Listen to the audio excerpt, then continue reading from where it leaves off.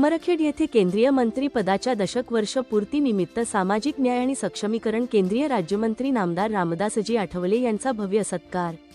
बुधवार दिनांक 19 ऑगस्ट 2026 रोजी उमरखेड येथील राजस्थानी भवन येथे केंद्रीय मंत्री पदाच्या दशकवर्षपूर्तीनिमित्त सामाजिक न्याय आणि सक्षमीकरण केंद्रीय राज्यमंत्री नामदार रामदासजी आठवले साहेब यांचा रिपाई, भाजपा, शिवसेना, राष्ट्रवादी काँग्रेस, महायुतीच्या वतीने भव्य सत्कार सोहळा आयोजित करण्यात आला होता।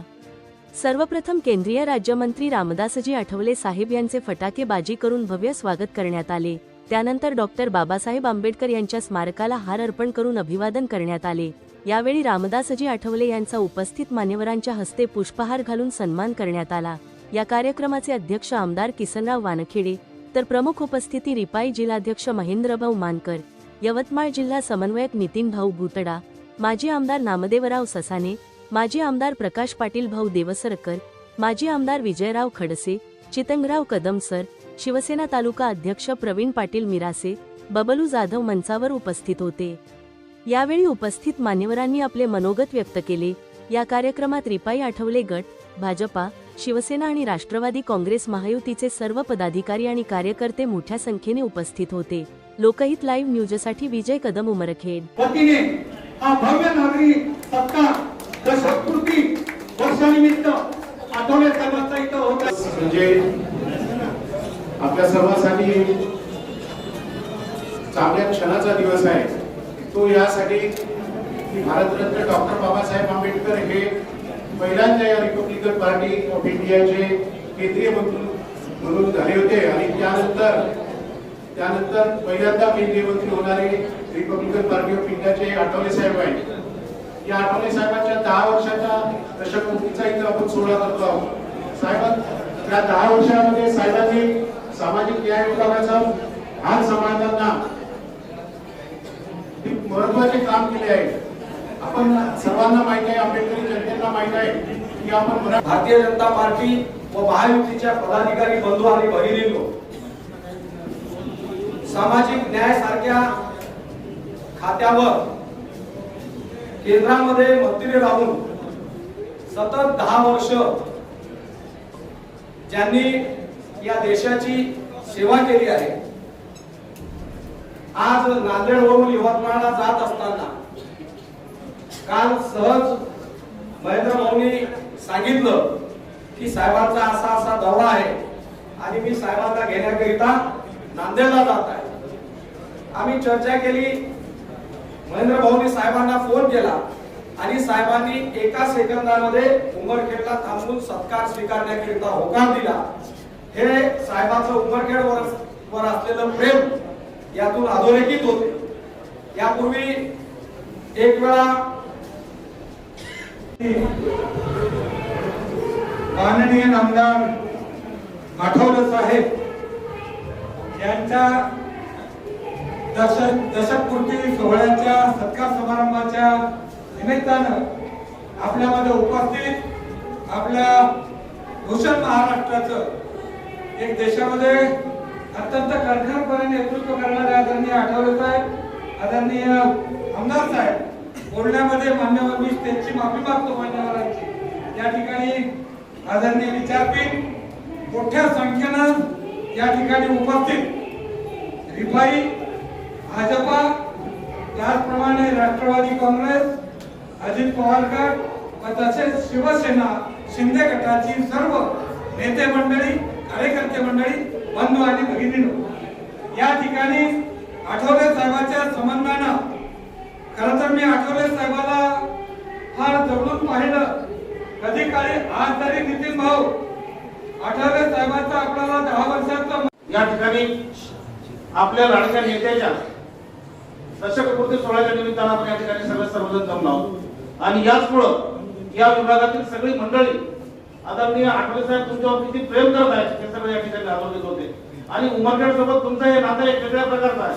2024 मध्ये मी नगराध्यक्ष असताना आमदार असताना तुम्ही उमरखेडला आला होता आणि ज्या ठिकाणी आता आपण डॉक्टर बाबासाहेब आंबेडकरांना आपण पुष्पार्पण केलं, त्या पुतळ्याला सुद्धा लोकार्पण आपणच या ठिकाणी केलं। कारण उमरखेड सोबत तुमचं एक नातं अतिशय वेगळ्या प्रकारचं नातं आहे आणि या केंद्राचे एक अतिशय संवेदनशील मनाचा, एक अतिशय चांगल्या मनाचा, जे आपल्या मनात आहे तेच समोर बोलणारा अशा प्रकारचं नेतृत्व आपण या ठिकाणी आहात. निश्चितच तुम्ही जे काही करतात ते सर्वांसाठी तुम्ही चांगलंच केलं. मी एक माध्यम समाजाचा प्रतिनिधी म्हणून मी तुमचं मनापासून या ठिकाणी अभिनंदन करतो. तुमच्या मनापासून या ठिकाणी आभार मानतो. आभार यासाठी की संपूर्ण महाराष्ट्रामध्ये माध्यम समाजाच्या विरोधामध्ये आरक्षण संदर्भात मोर्चे चालू असताना आपण या सगळ्या संदर्भात आपण एक अतिशय सकारात्मक ज्या व्यक्तीनं सामान्य कुटुंबात जन्म घेतला आणि त्यांचं शिक्षण प्राथमिक शिक्षण एका खेड्यामध्ये होऊन प्राथमिक शिक्षण पूर्ण झाल्यानंतर जेव्हा ते मुंबईला काकाकडे शिकाय गेले तेव्हा त्यांनी वसतिगृहामध्ये राहिले. परंतु आंबेडकर चळवळीचा त्यांच्यावर पगडा पडला आणि त्यांच्यातून त्यांचं नेतृत्व त्या ठिकाणी निर्माण झालं. उमरखेड महागाव विधानसभा मतदारसंघ नव्हे, महाराष्ट्र नव्हे तर संपूर्ण देशामध्ये माझा शोषित वंचित दलित समाज राहतो. त्यांच्यासाठी आपण काहीतरी केलं पाहिजे या हेतूने त्यांनी आंबेडकर चळवळीमध्ये आपल्याला झोकून देऊन पूर्ण विद्यार्थी दशेपासून त्यांनी काम केलं. आज संपूर्ण आज महाराष्ट्रात नव्हे तर तुमचं आमचं लाडकं नेतृत्व हे देशामध्ये काम करत आहे आणि देशामध्ये काम करत असताना आज 10 वर्ष पूर्ण त्या ठिकाणी होत असताना उमरखेड महागाव विधानसभा मतदारसंघातही या लाडक्या नेत्याचं आगमन होत असताना उमरखेड महागाव विधानसभा मतदारसंघाच्या वतीने त्यांचं मनपूर्वक हार्दिक स्वागत करतो. संपूर्ण व्यक्तींना विनंती करतो की त्यांचं एकदा टाळ्यांच्या गजरात स्वागत करावं. वास्तविक पाहता साहेबांचं लक्ष दलित शोषित वंचित लोकांकडे असतं. त्यांना माहित आहे की या गरिबीमध्ये किती अडचणी आणि चटके भोगावे लागतात आणि त्यातून गेलेलं नेतृत्व आज महाराष्ट्र नव्हे तर देशात कार्य. नितीन भाऊ एक दिवस तुम्ही या माझ्या दिल्लीच्या घरी नितीन भाऊ पुन्हा एकदा या तुम्ही दिल्लीच्या माझ्या घरी जेवणाची करून टाकू तुमची पूर्वी. जय भीम जय भारत का पुरा खडक आहे माझ्या घरी. जय भीम जय भारत का पुरा खडक आहे माझ्या शरी. माझ्या हृदयामध्ये आहे गौतम, माझ्या हृदयामध्ये आहे गौतम बुद्धांचा विचार माझ्या हृदय.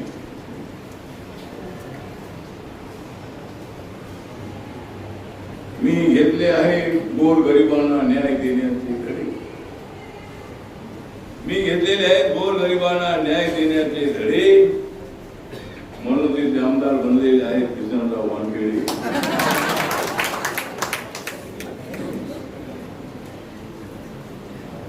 आता आम्ही राहिलो नाही वेळे, आता आम्ही राहिलो नाही वेळे. म्हणून मी 10 वर्ष खात आहे मंत्रिपदाचे पेढे.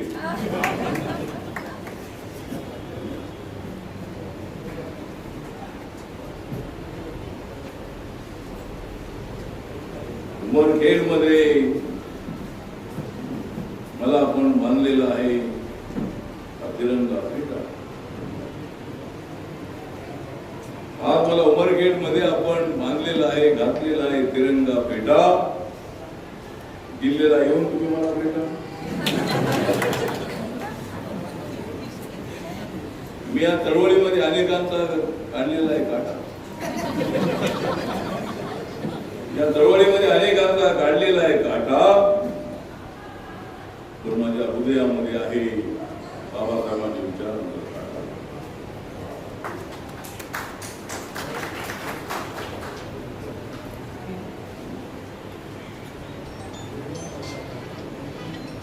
या तालुक्याचं आहे मला नेहमीच वेळ.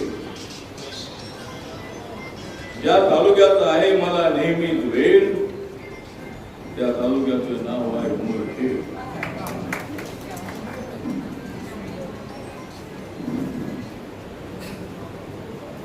कोकणामध्ये आहे खेड, कोकणामध्ये आहे खेड, विदर्भामध्ये आहे उमरखेड.